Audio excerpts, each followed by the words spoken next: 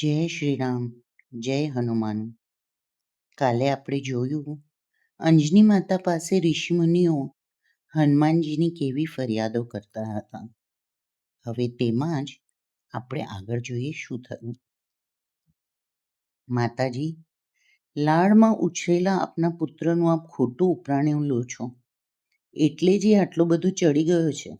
દીકરાને તો એક આંખે રડાવી બીજી આંખે હસતો રાખવો જોઈએ.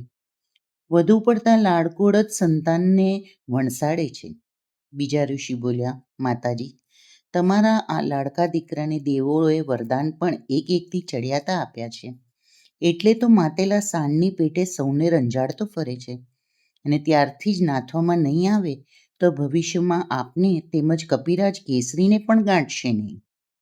ઋષિમુનિની વાણી સાંભળી અંજની માતાના મુખ પર વિષાદની ઘેરી છાયા ફરી વળી. દીકરાની અબજશ ગાથા કઈ માતાને આનંદ આપે? મુનિવર્યોને વિનંતી કરતા અંજની માતા બોલ્યા, પ્રભુ, આપ સર્વ મળીને એનો સચોટ ઉપાય શોધી કાઢો કે આ મારો રખડું છોકરો ભણવામાં ચિત્ત ચોંટાડ્યા. આપ સર્વ રજા આપતા હો તો આપના આશ્રમમાં જ વિદ્યાભ્યાસ કરવા માટે મૂકી દો. આ તો ઘંટને ગળે બાંધતા જોઈ મહામુનિ ચમક્યા.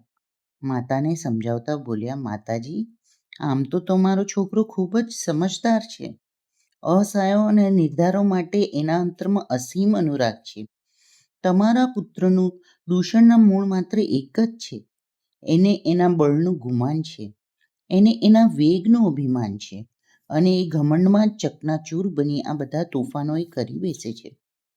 ટિક્કળ કરવાનો એનો કોઈ ઈરાદો નથી હોતો.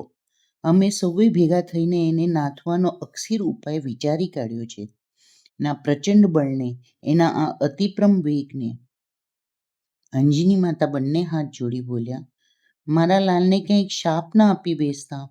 હું એના પર હવે બરાબર અંકુશ રાખીશ. અંજની માતાને આશ્વાસન આપતા મહામુનિ બોલ્યા, આપ લગીરે ચિંતા ન કરો માતાજી. અમારો શાપ તમારા લાલનું કલ્યાણ કરનારો નીવડશે. તમારા લાલને જન્મ જન સેવાનો અર્થ થયો છે. ભૂમિનો ભાર ઉતારવા પ્રભુ અવતાર લેવાના છે. એમાં તમારો આ પુત્ર પ્રભુને પડખે ઊભો રહેવાના છે. આવા પરદુખ ભંજન પુત્રને અહિત કરવાનો વિચાર સુદ્ધા અમારા જેવા પરમાર્થ પંથના પ્રવાસીને ક્યારેય ન આવે. એટલે એની શક્તિનું ભાન ભૂલાવવું જરૂરી છે. અહમનો ઓછાયો એને આપડી ન જાય એવો પાક્કો બંદોબસ્ત અમે કરવા માંગીએ છીએ. આપના ઉપકાર બદલ જીવનભર ઋણી રહીશ. આમ કહી મુનિવર્યોને વંદન કરી અંજની માતા સુમેરા પર્વત તરફ પાછા ફરી વળ્યા. બીજે દિવસે હંમેશ મુજબ હનુમાનજી ઋષિમુનિના આશ્રમમાં પહોંચી ગયા. મહામુનિના આશ્રમમાં આવેલા તોતિંગ વૃક્ષને પોતાની બળવાન ભુજાઓથી હચમચાવી નાખી જડમૂળથી ઉખાડી જમીન દોષ કરી નાખ્યું. કડડડ ભૂસ કરતું વૃક્ષ ધરતી પર ઢળી પડ્યું. વૃક્ષના પડવાનો અવાજ સાંભળી મહામુનિ પર્ણકુટીરમાંથી બહાર આવ્યા. જાણે કાંઈ જ બન્યું જ નથી એમ ડાયા ડમરા બનીને હનુમાનજી તો ઊભા રહ્યા. વૃક્ષને તોડનાર અપરાધીને શોધવા આજુબાજુ નજર કરવા લાગ્યા.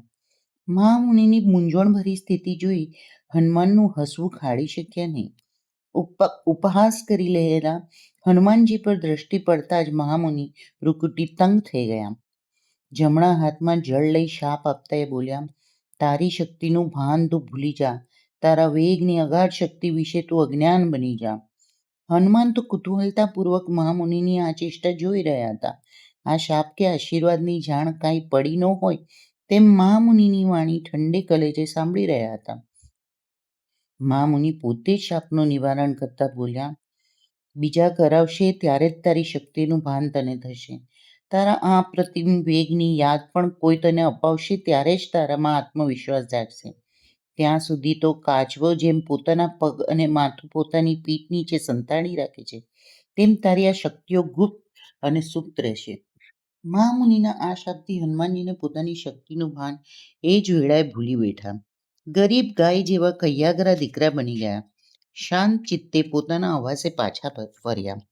એના બદલાયેલા આ સ્વભાવને જોઈને માતાને પણ પ્રથમ તો ખૂબ જ આશ્ચર્ય થયું. પણ મહામુનિના શાપની વાત યાદ આવી જતા માતાનો મનનો મોરલો મત્ત બનીને નાચી ઉઠ્યો. અંજની દેવી અનુભવી હતા. પુત્રની પ્રગતિના રાહમાં અહમ અવરોધરૂપ બનીને ઊભું હતું. એ વાત ઋષિઓના આશ્રમે આવ્યા ત્યારે જ સારી રીતે સમજાઈ ગઈ હતી. તોફાની બારકસ કહેવાતો દીકરો હવે ડાયો ડમરો બની ગયો હતો. બહાર રખડવાનું બિલકુલ છોડી દીધું હતું. બાળગોઠિયા બહાર રમવા માટે બોલાવવા આવતા તો તેમને પણ સમજાવીને પાછા વાળી દેતા. હવે તો દિવસોના મોટા ભાગ માતા પાસે જ ગાતો. માતા પણ મહાપુરુષોના સાત્વિક પરમાર્થી જીવનની ગાથાઓ સંભળાવતી. એ બધી પ્રેરક વાતો એક ચિત્ત બનીને હનુમાનજી સાંભળતા.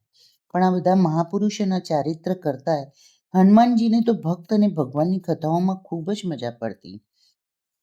એમણે જ્યારથી માતા પાસેથી જાણ્યું કે જે પ્રભુને પ્રાપ્ત કરતા મહામુનિનો જન્મારો આખો વીતી જાય છે, છતાં હાથ ઘસતા રહી જાય છે, એ ભગવાન ભક્તને સાચા હૃદયથી થોડીક પળોની ભક્તિ મળી જાય છે. આવા ભક્તના સેવક બનવાનું સદભાગ્ય પોતાને મળે તો કેવું સારું. એવો વિચારો આ બધી કથા વાર્તા સાંભળી અને હનુમાનજી પર સવાર થઈ. બોલો જય શ્રી રામ, જય હનુમાન.